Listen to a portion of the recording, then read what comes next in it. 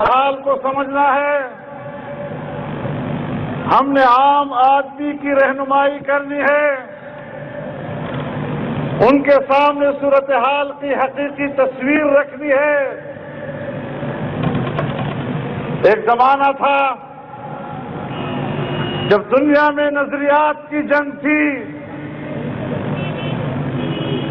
نظریات کی جنگ اپنی جگہ پر، لیکن حالات بدلتے رہتے ہیں۔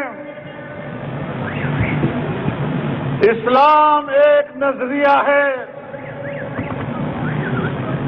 دین اسلام ایک انقلابی تصور ہے، انسانیت کی ترقی کا نظام ہے، لیکن مغربی دنیا اسلام کو بطور ایک حکومتی نظام کے، اسلام کو بطور ایک حکومتی نظام کے قبول کرنے کے لیے تیار نہیں ہے۔ اور آپ جانتے ہیں کہ ہر مشن اور ہر پروگرام کے لیے ایک ماحول ہوا کرتا ہے۔ ہماری تہذیب، ہمارے اندر ہماری آزادی کا احساس،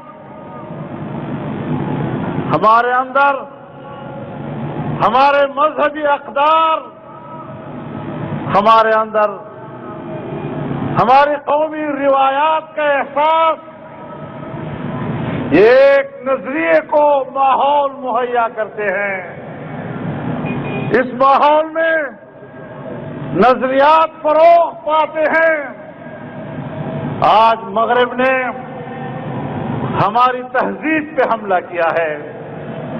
آج دنیا میں جنگ وہ تہذیبوں کی جنگ ہے، اور آج مغرب اپنی تمام توانائیاں اس بات پہ صرف کر رہا ہے کہ مسلمانوں کو اپنی روایات سے لا تعلق کر دیا جائے، اپنے آباء و اجداد، اپنے مذہبی اقدار اور اپنے قومی روایات سے ان کو لا تعلق و دستبردار کر دیا جائے۔ آج ایسے نظام یہاں لائے جا رہے ہیں، ایسے نعرے یہاں لگائے جا رہے ہیں کہ جن نعروں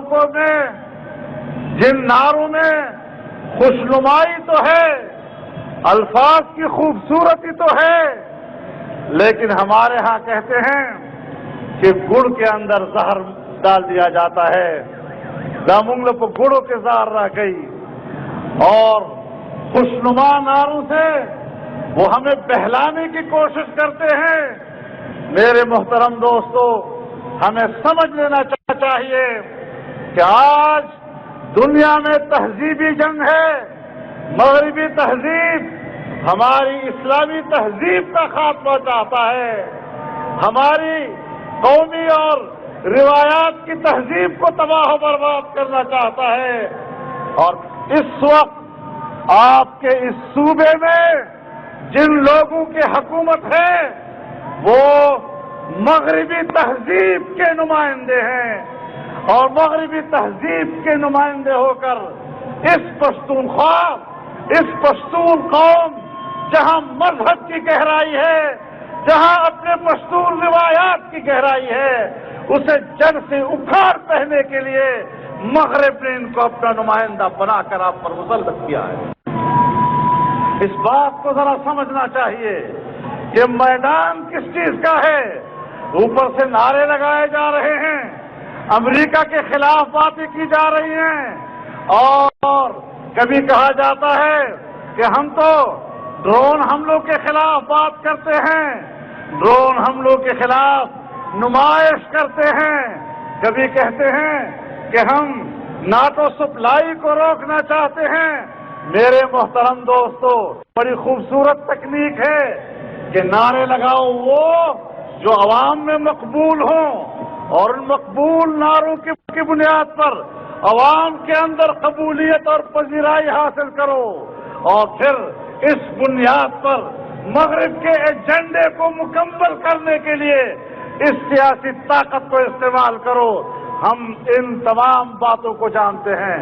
یاد رکھو، جمعیت علماء اسلام نے صرف پاکستان کے اندر نہیں، اس پورے بر صغیر میں، اس پورے خطے میں یہاں کے عام انسان پر یہ واضح کر دیا ہے، اور ہر شخص کے دل و دماغ میں آج امریکہ کی نفرت ڈال دی ہے. پاکستان کے اندر کوئی مائی کا لال آج امریکہ زندہ باد کے نعرے سے سیاست نہیں کر سکتا. جس کو بھی سیاست کرنی ہوگی امریکہ مرد آباد کے نعرے پہ کرنی ہوگی. یہاں امریکی ایجنٹ اپنے اور یہودی ایجنٹ اپنے آقاؤں کی طرف سے دیے ہوئے نعروں کی بنیاد پر کہ ہمیں نعرے تو ہمارے خلاف لگاؤ تاکہ پبلک میں آپ کو قبولیت حاصل ہو، لیکن اس پردے میں ہمارا ایجنڈا آپ نے نافذ کرنا ہے.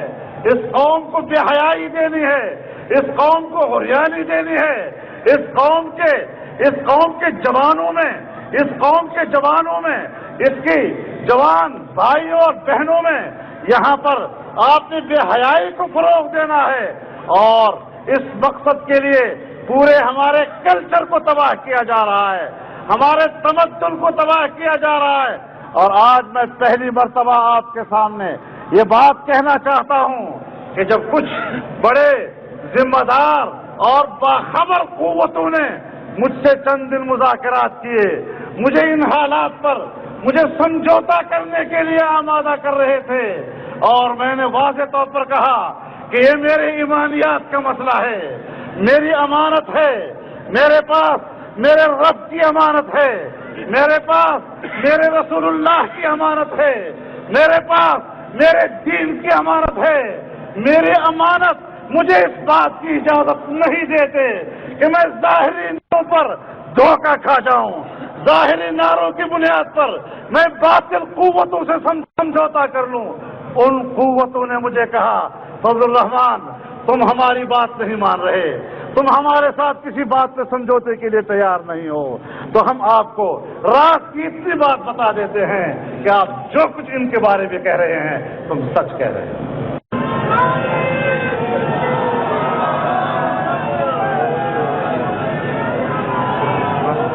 نعرہ تکبیر! جمعیت علماء اسلام! مرد مجاہد مولانا فضل الرحمان! ان لوگوں کو بھی جو ان کی نمائندگی کے لیے آئے، ان کو بھی ہماری سچ پہ رشک آیا. انہوں نے بھی کھلے دل سے اعتراف کیا کہ ہاں ہم آپ کو آمادہ کرنے کی کوشش کر رہے تھے، لیکن شاید آپ کی ایمانیات تمہاری رہنمائی کر رہی ہے.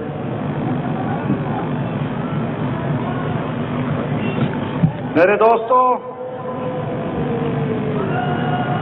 جمعیت علماء اسلام کا کارکن جانتا ہے، اور اس صوبہ خیبر پختونخوا